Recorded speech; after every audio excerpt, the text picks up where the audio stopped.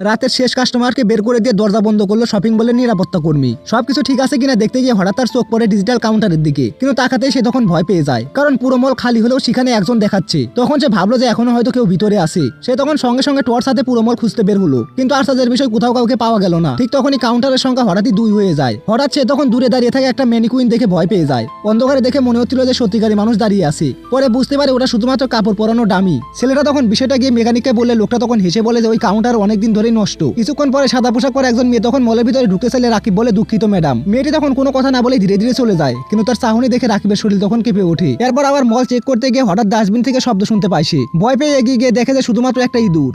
নিজেকে শান্ত করতে সে আবার ডেস্কে ফিরে আসে, কিন্তু ফিরে এসে তার মুখ তখন শুকিয়ে যায়, কারণ এবার কাউন্টারে 2 দেখাচ্ছে। সে তখন কাপা গলায় বলতে থাকে যে কে আছেন, প্লিজ বের হয়ে আসুন। তারপর আবার মেনিগোইনের দোকানের দিকে যায়, কিন্তু সেখানে গিয়ে যা দেখে তাতে তার নিঃশ্বাস তখন বন্ধ হওয়ার উপক্রম। আগে যেখানে একটা ডামিতে কাপড় ছিল, এখন 3টা ডামির মধ্যে 2টার গায়ে কাপড়, আর মাঝখানে সাদা পোশাক পরে ডামিটা দেখতে সেই মেয়ের মতো। রাকিব তখন ভয়ে পিছিয়ে যেতে লাগলো। ঠিক তখনই তার পিছন থেকে কিছু একটা পড়ে যাওয়ার শব্দ হলো। সে তখন ঘুরে তাকাতেই পুরো মল কাঁপিয়ে বেশি হলো তার ভয়ঙ্কর চিৎকার।